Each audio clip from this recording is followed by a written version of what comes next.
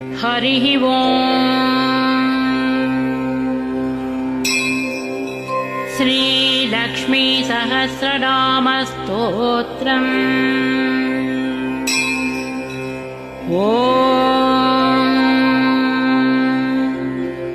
अस्य श्री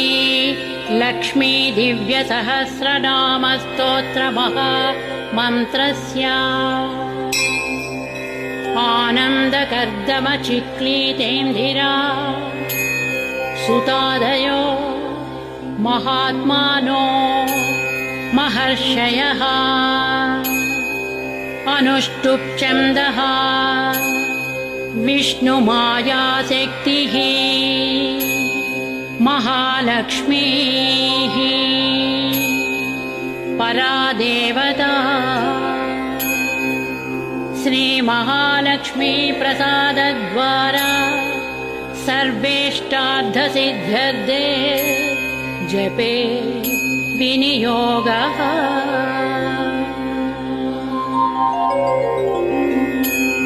श्रीमित्यादिषडङ्गन्यासः ध्यानम्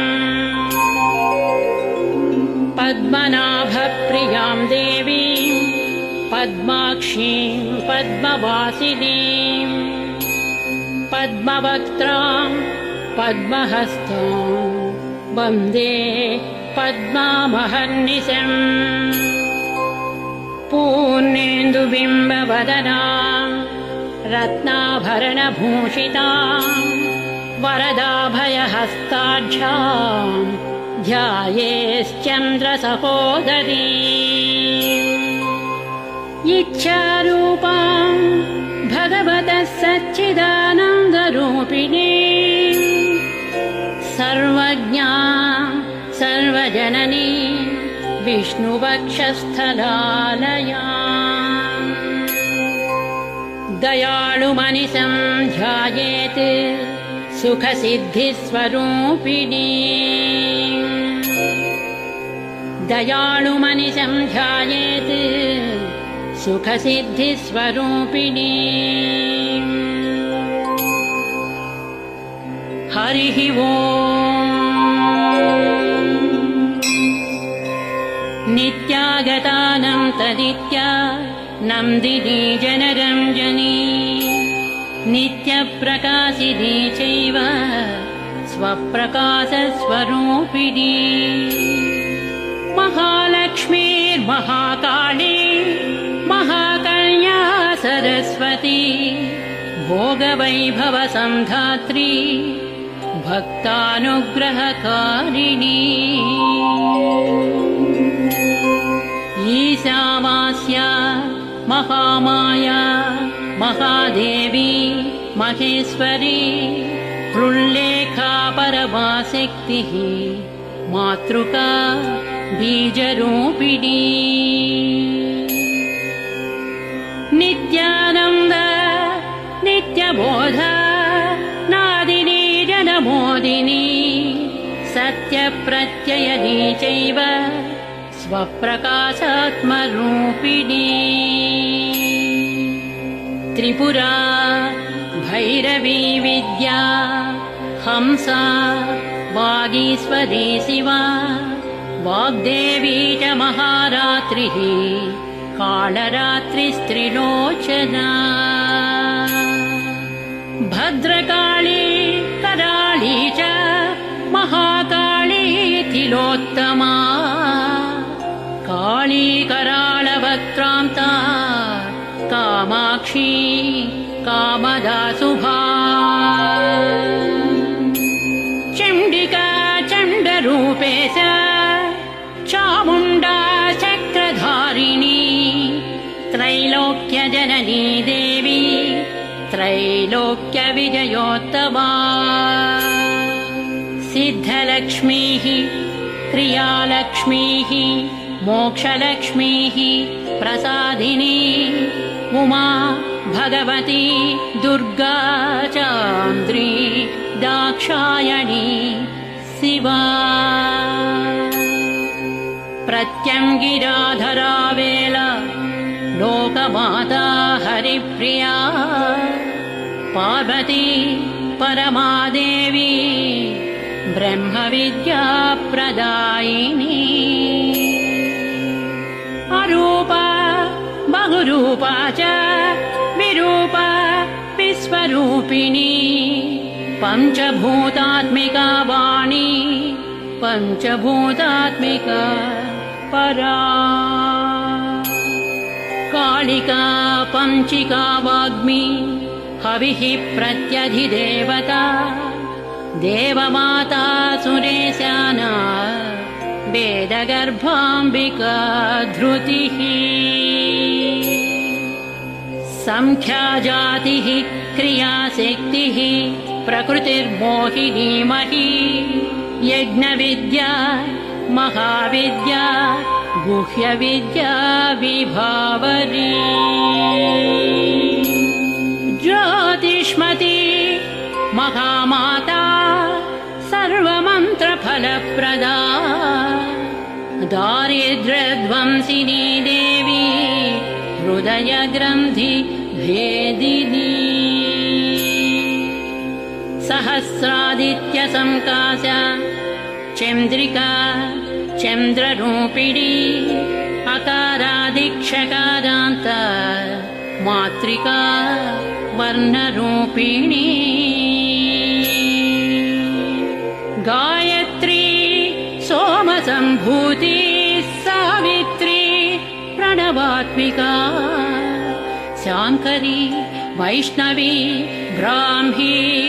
सर्वदेव नमस्कृता सेव्या दुर्गा कुबेराक्षी करवीरनिवासिनी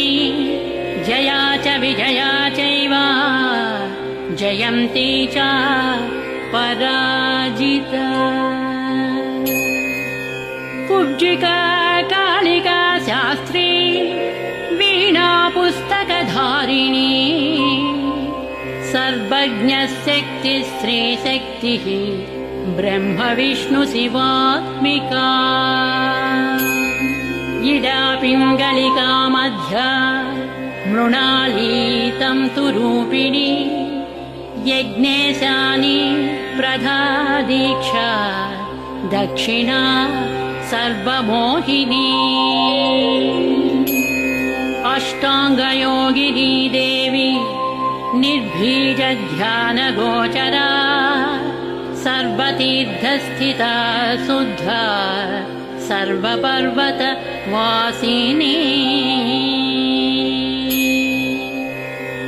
वेदशास्त्रप्रभा देवी षडङ्गादिपदक्रमा शिवा धात्री शुभानन्दा यज्ञकर्मस्वरूपिणी व्रतिनी मेनका देवी ब्रह्माणी ब्रह्मचारिणी एकाक्षरपरा तारा भवबन्धविनाशिनी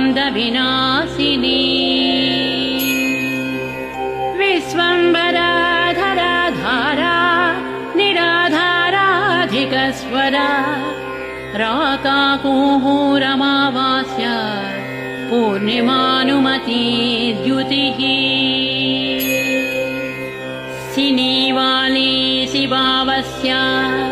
वैश्वदेवी पिसङ्गिला पिप्पला च विशालाक्षी रक्षोघ्नी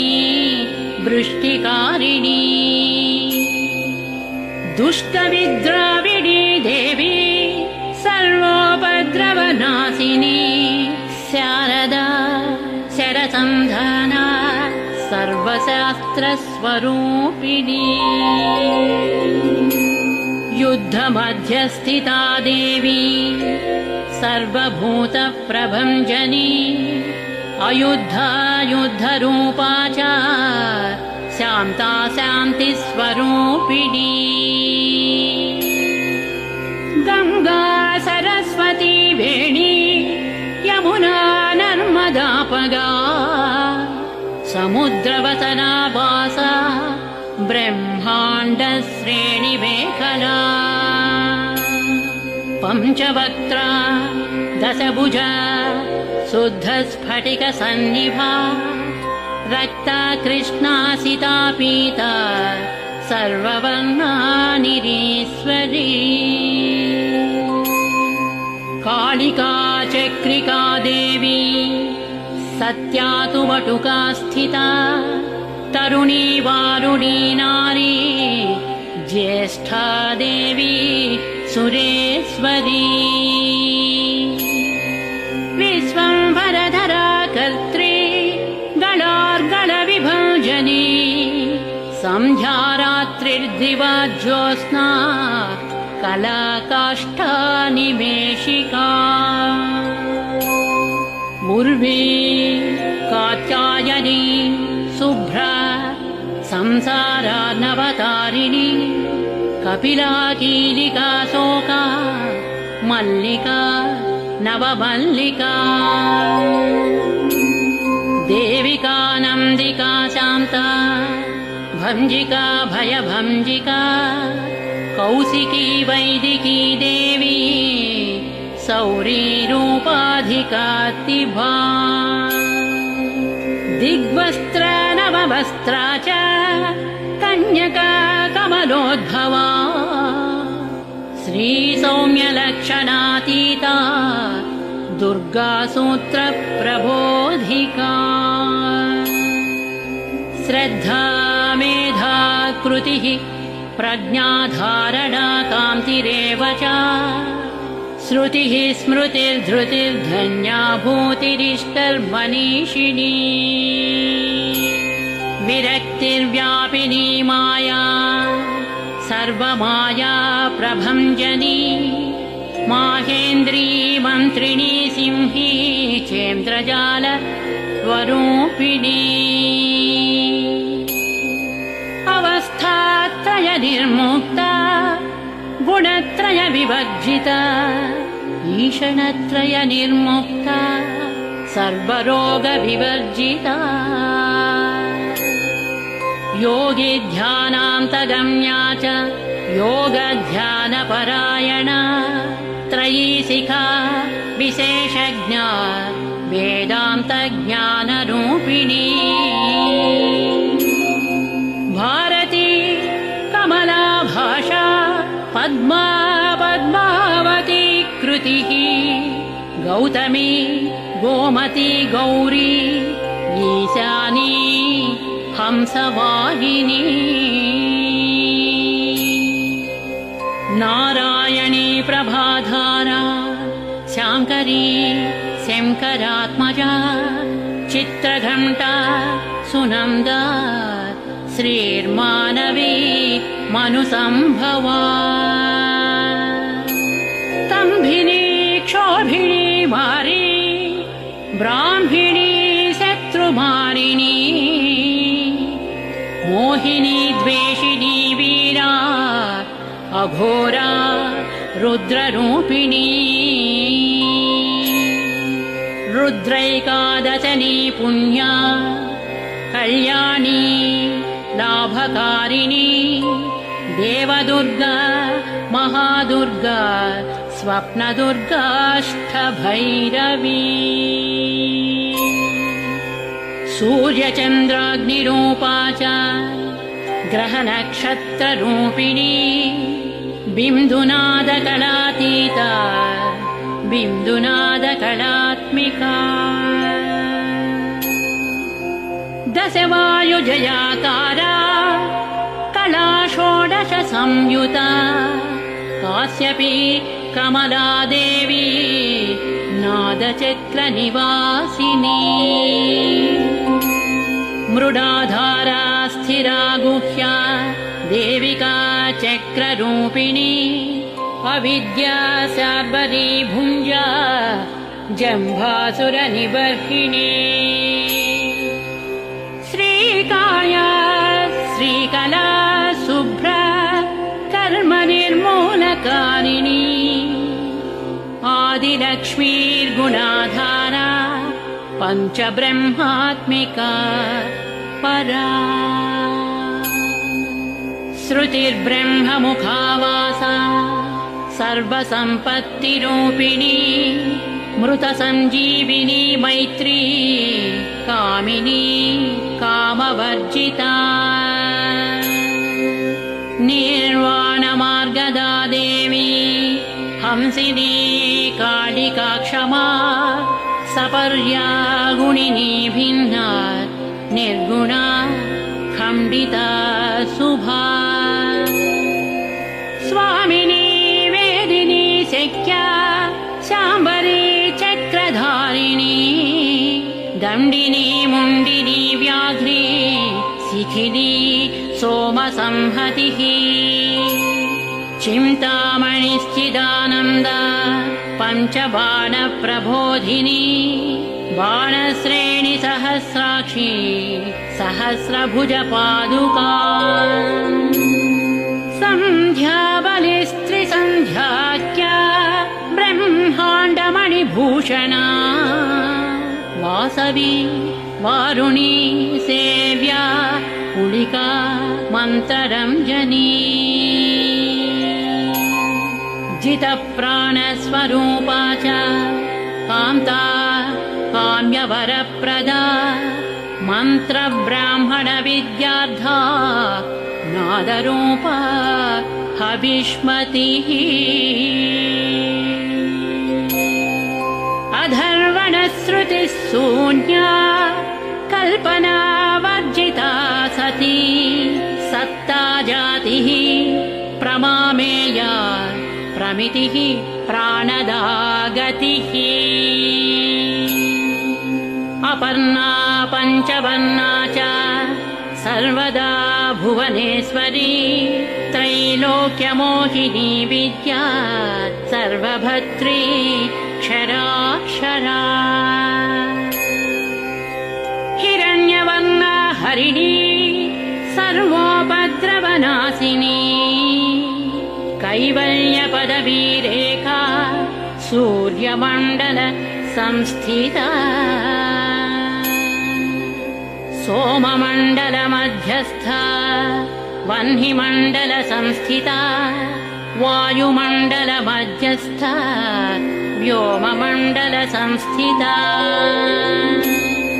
चक्रिका चक्रमध्यस्था चक्रमार्गप्रवर्तिनी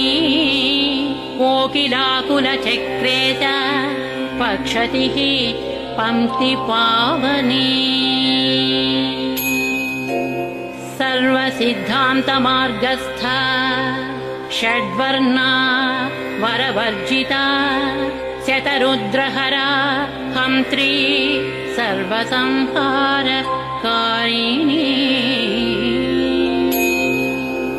पुरुषा पौरुषी तुष्टिः सर्वतन्त्रप्रसूतिका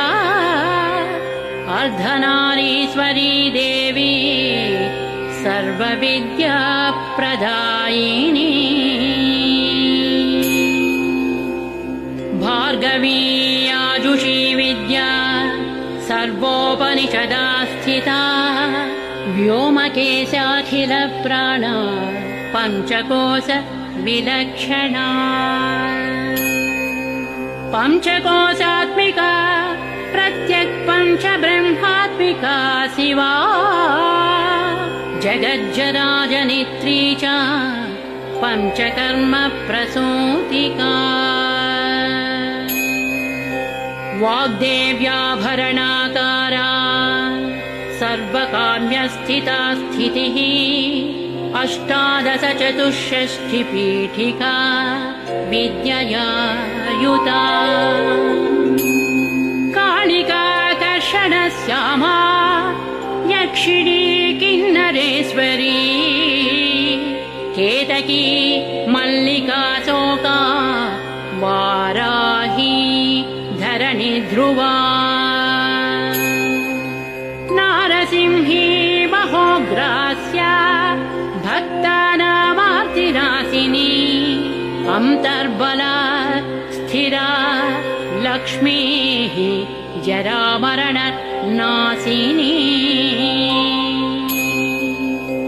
श्रीरङ्गिता महाकाया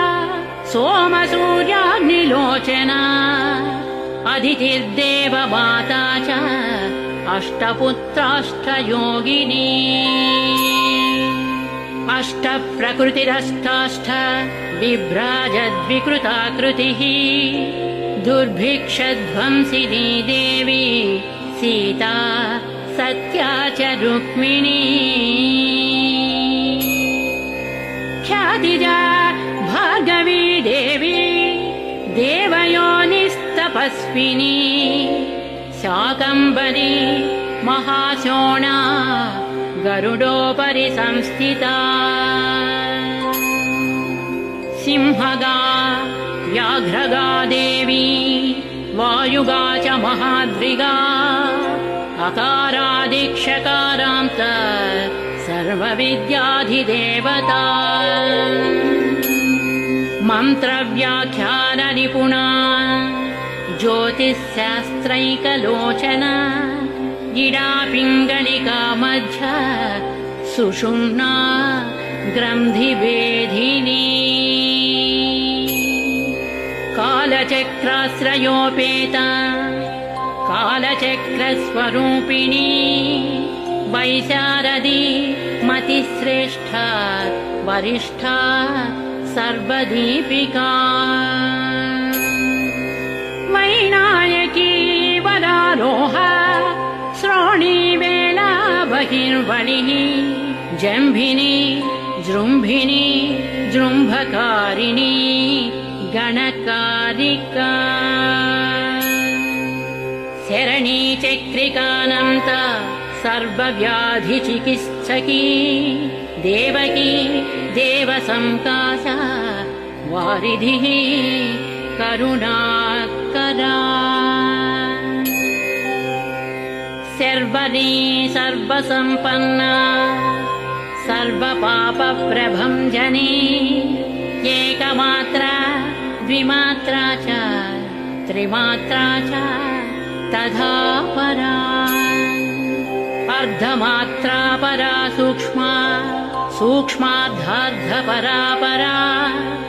एकवीरा विशेषाख्या षष्ठीदेवी मनस्विनी नैष्कर्म्या निष्कलालोका ज्ञानकर्माधिका गुणा सबन्ध्वानन्दसन्दोहा व्योमाकारा निरूपिता गद्यपद्यात्मिका वाणी सर्वालङ्कारसंयुता साधुबन्धपदन्यास सर्वौका घटिकावलिः षट्कर्मी कर्कशाकारा सर्वकर्म विवर्जिता आदित्यवर्णा च पर्णा कामिनी वररूपिणी ब्रह्माणी ब्रह्मसन्ताना वेदवागीश्वरी शिवा पुराणन्यायमीमांसा धर्मशास्त्रागमश्रुता सद्यो वेदवती सर्वा हंसी विद्याधिदेवता विश्वेश्वरी जगद्धात्री विश्वनिर्माणकारिणी वैदिकी वेदरूपा च कालिका कालरूपिणी नारायणी महादेवी सर्वतत्त्वप्रवर्तिनी वैदिकी वेदरूपा च कालिका कालरूपिणी नारायणी महादेवी सर्वतत्त्वप्रवर्तिनी हिरण्यवर्णारूपा च हिरण्यपदसम्भवा कैवल्यपदवी पुण्या कैवल्यज्ञानलक्षिता ब्रह्मसम्पत्तिरूपा च ब्रह्मसम्पत्तिकारिणी वारुणी वारुणाराधा सर्वकर्म प्रवर्तिनी एकाक्षरपरा युक्ता सर्वदारिद्र्यभञ्जनी पाशाङ्कुशान्विता दिव्या वीणा व्याख्याक्ष सूत्रभृत् एकमूर्तिस्त्रयी मूर्तिर्मधुकैटभञ्जनी साङ्ख्यवती ज्वाला ज्वलन्ती कामरूपिणी जाग्रती सर्वसम्पत्ति सुषुप्ता श्रेष्ठदायिनी कपालिनी महादंष्ट्रा भ्रुकुटी कुटिलानना सर्वावासा सुवासा च बृहत्सृष्टिश्च साक्वरी छन्दो गणप्रतिष्ठा च कल्माषी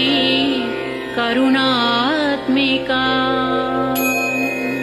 चक्षुष्मती महाघोषा खड्गचर्मधरासिनिः शिल्पवैचित्र्यविद्योता सर्वतो भद्रवासिनी अचिन्त्यलक्षणाकारा सूत्रभाष्यनिबन्धना सर्ववेदार्थसम्पत्ति सर्वशास्त्रार्थ मातृका अकारादिक्षकारान्तः सर्ववर्णकृतस्थला सर्वलक्ष्मी सदानन्दा सारविद्या सदा शिवा सर्वज्ञा सर्वशक्तिश्च खेचरी रूपगोच्छ्रिता अणिमादिगुणोपेता पराकाष्ठा परा गतिः हंसयुक्तविमानस्था हंसारूढा शशिप्रभा भवानी वासनाशक्तिः आकृतिस्था खिला तन्त्रहेतुर्विचित्राङ्गी व्योमगङ्गा विनोदिनी वर्षा च वार्षिका चैव ऋग्यजुस्सामरूपिणी महानदी नदी पुण्या गण्यपुण्यगुणक्रिया समाधिगतलभ्यार्था श्रोतव्या स्वप्रिया घृणा नामाक्षरपरा देवी ह्युपसर्गनकाञ्चिता निपातोरुद्वयी जङ्घा मातृका मन्त्ररूपिणी आसीना च शयना च तिष्ठन्ती धावनाधिका लक्ष्यलक्षणयोगाढ्या ताद्रूप्यगणनाकृतिः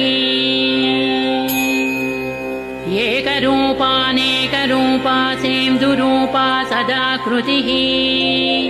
समासदद्धिताकारा विभक्तिवचनात्मिका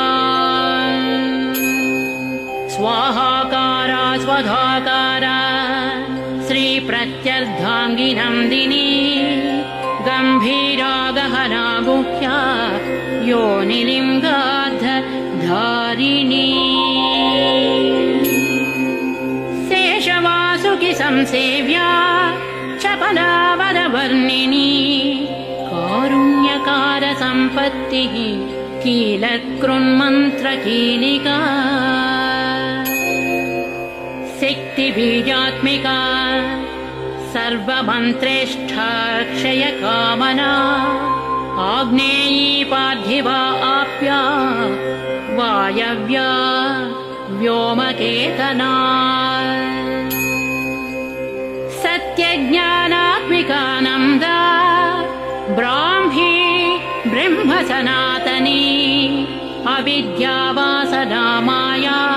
प्रकृतिः सर्वमोहिनी शक्तिर्धारणशक्तिश्च चिदचिच्छक्तियोगिनी वक्त्रारुणा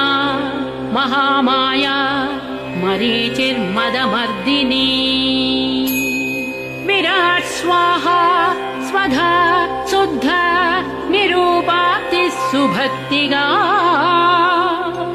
निरूपिताद्वयी विद्या नित्या नित्यस्वरूपिणी वैराजमार्गसञ्चारा सर्वसत्पददर्शिनी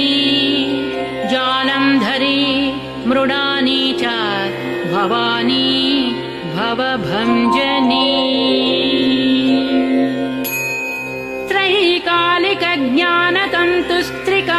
त्रैकालिकज्ञानतन्तुस्त्रिकालज्ञानदायिनी नादातीता स्मृतिः प्रज्ञाधात्रीरूप त्रिपुष्करा पराजिता विधानज्ञा विशेषितगुणात्मिका हिरण्यकेशिनी हेमा ब्रह्मसूत्रविचक्षणा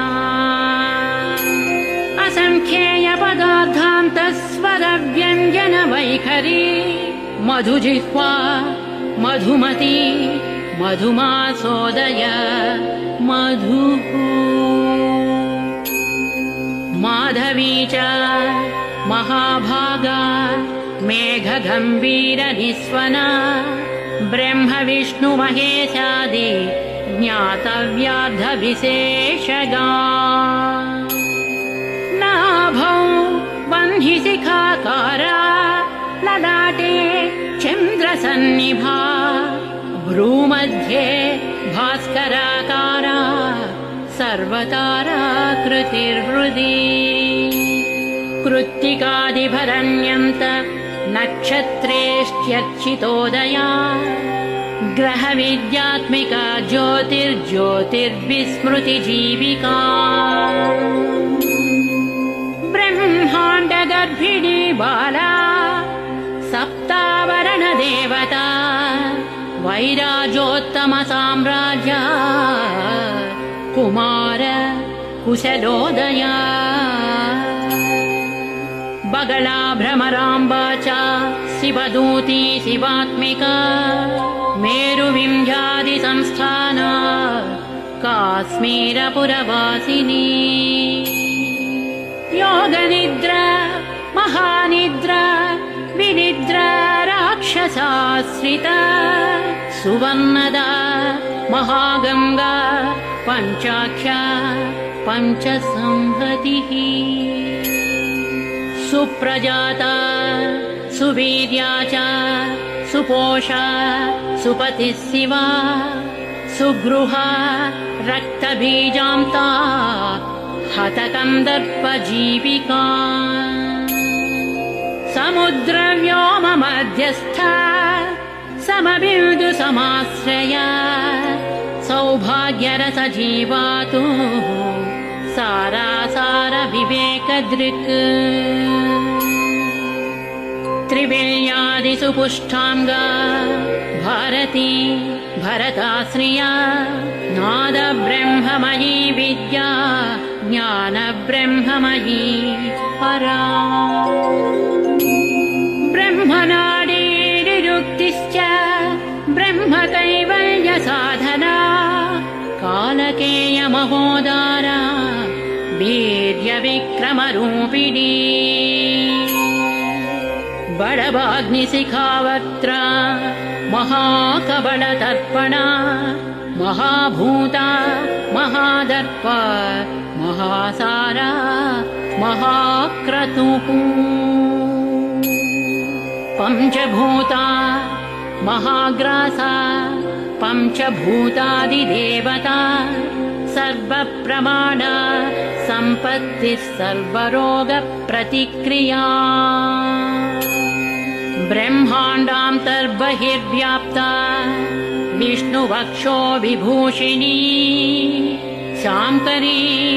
विधिवक्त्रस्था प्रवरा वरहेतुकी हेममाला शिखामाला त्रिशिखा पञ्चलोचना सर्वागम सदाचार मर्यादायातु भञ्जनी पुण्यश्लोकप्रबन्धाढ्या सर्वान्तर्यामि रूपिणी सामगानसमाराध्या श्रोतुकर्णरसायना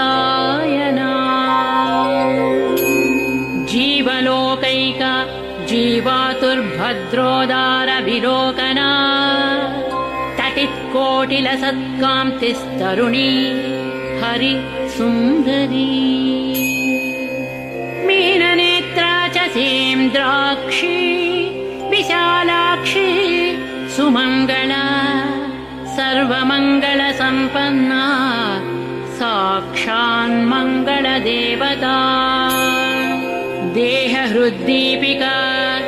दीप्तिर्जिह्वा पापप्रणाशिनी अर्धचन्द्रोल्लसद्दंष्ट्रा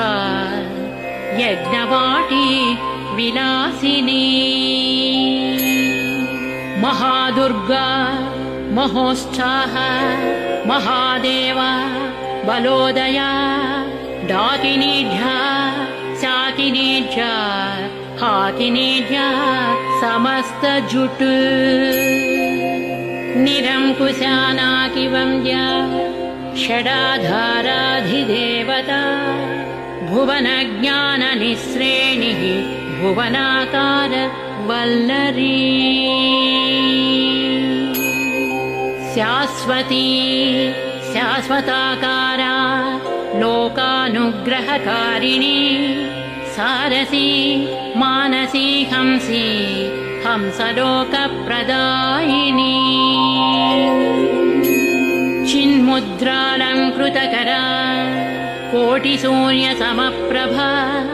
सुखप्राणिशिरोरेखा सदसदृष्टप्रदायिनी सर्वसाङ्कर्यदोषघ्नी ग्रहोपद्रवनाशिनी क्षुद्रजन्तुभयग्नी च विषरोगादिभञ्जनी सर्वसाङ्कर्यदोषघ्नी ग्रहोपद्रवनाशिनी क्षुद्रजन्तुभयग्नी च विषरोगादिभञ्जनी सदा शान्ता सदा शुद्धा गृहच्छिद्रनिवारिणी कलिदोषप्रशमनी कोलाहल पुरस्थिता गौरी लाक्षणिकी मुख्या जगन्याकृतिवर्जिता मायाविद्या मूलभूता वासवी विष्णुचेतना वादिनी वसुरूपा च वसुरत्नपरिच्छदा छान्दसी चन्द्रहृदया मन्त्रस्वच्छन्दभैरवी वनमाला वैजयन्ती पञ्चदिव्यायुधात्मिका पीताम्बरमयी चञ्चत्कौस्तुभा हरिकामिनी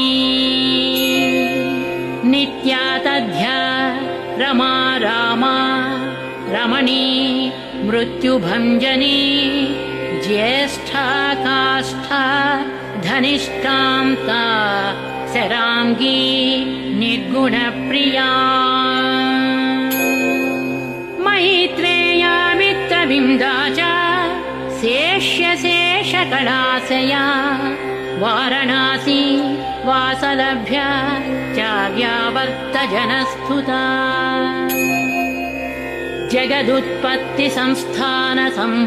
जगदुत्पत्तिसंस्थानसंहारत्रयकारणा त्वमम्ब विष्णु सर्वस्वम् नमस्तेऽस्तु महेश्वरी नमस्ते सर्वलोकानां जनन्यै पुण्यमूर्तये सिद्धलक्ष्मीर्महाकाली महालक्ष्मीर्नमोऽस्तु ते सद्यो जातादिपञ्चाग्निरूपा पञ्चकपञ्चिका यन्त्रलक्ष्मीर्भवत्यादि राध्याद्येते नमो नमः। सृष्ट्यादिकारणकारा वितते दोषवर्जिते जगल्लक्ष्मीर्जगन्माता विष्णुपत्नी नमोऽस्तुते। नवकोटिमहाशक्तिसमुपास्य पदाम्बुजे कनकः संवर्णरत्नाढ्य सर्वाभरणभूषिते अनन्तनित्यमहिषी प्रपञ्चेश्वरनायकी अत्युच्छ्रितपदान्तस्थे परमव्योमनायकी नाकपुष्टगताराध्ये विष्णुलोकविलासिनी वैकुण्ठराजमहिषी श्रीरङ्गनगराश्रिते रङ्गनायकि भूपुत्री कृष्णे वरदवल्लभे कोटिब्रह्माण्डादिसंसेव्ये कोटिरुद्रादिकीर्तिते मातुलुङ्गमयं खेटं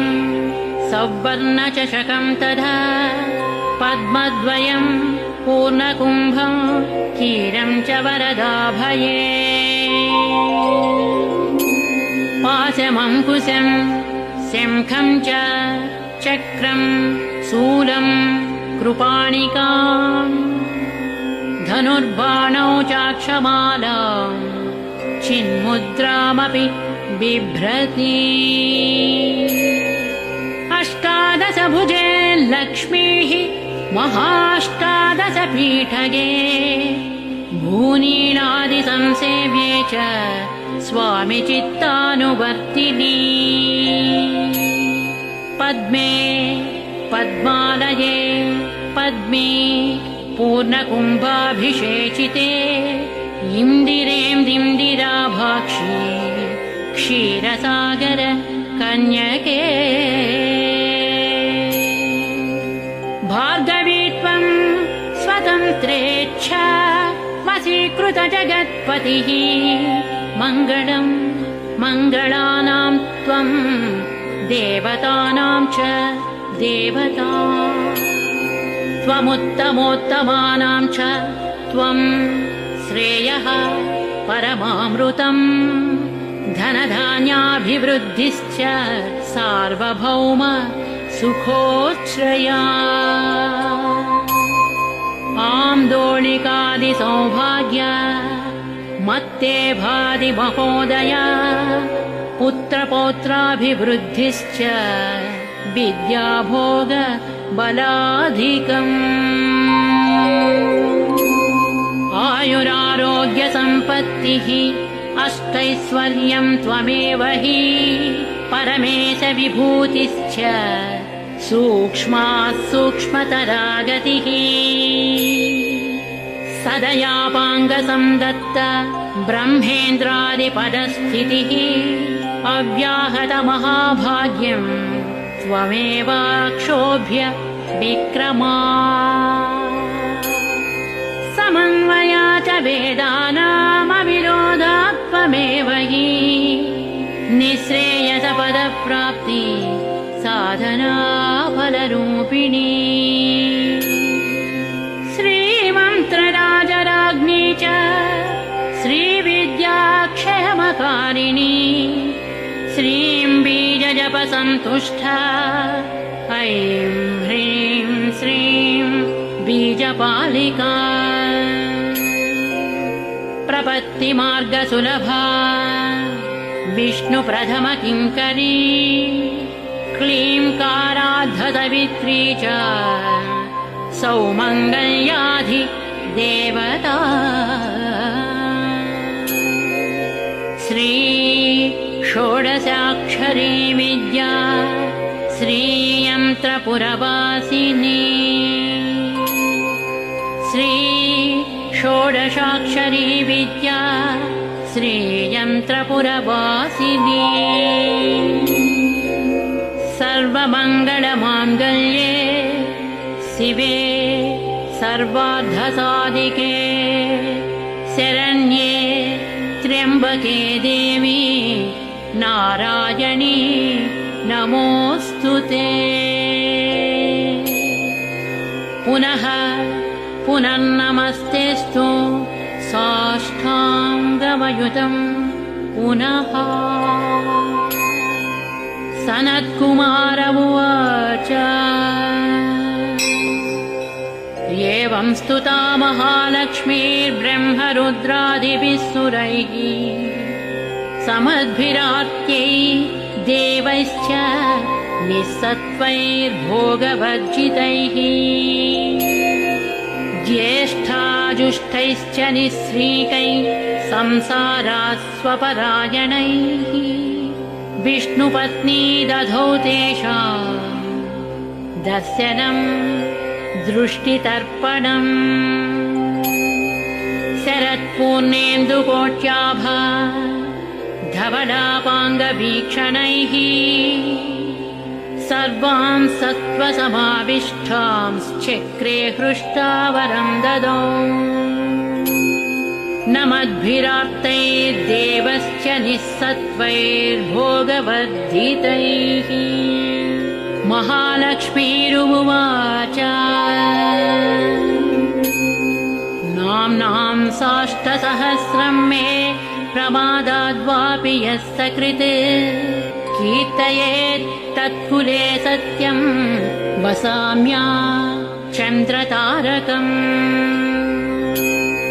किं पुनर्नियमाज्ञप्तुर्मदेकस्य रण्यस्य च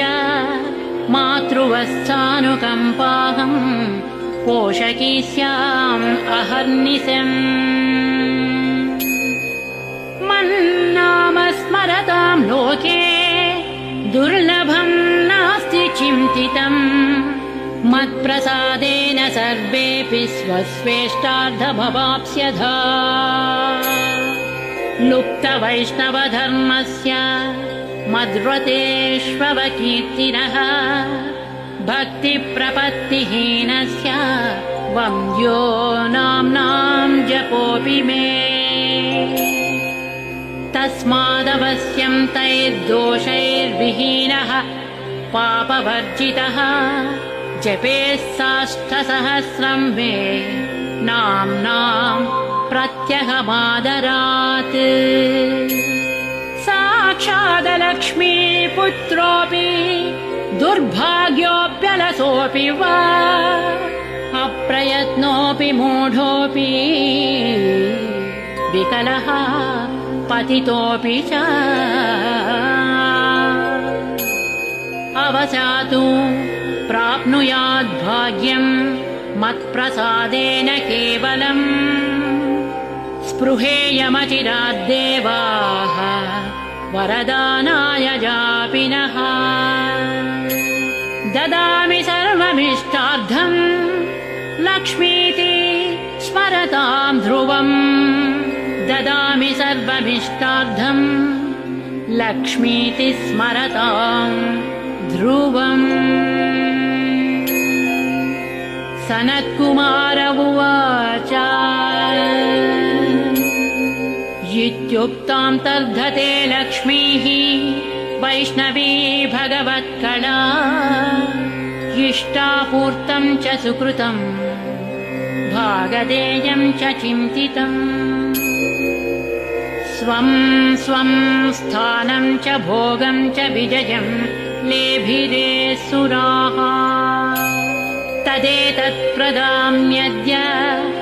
लक्ष्मीनामसहस्रकम्।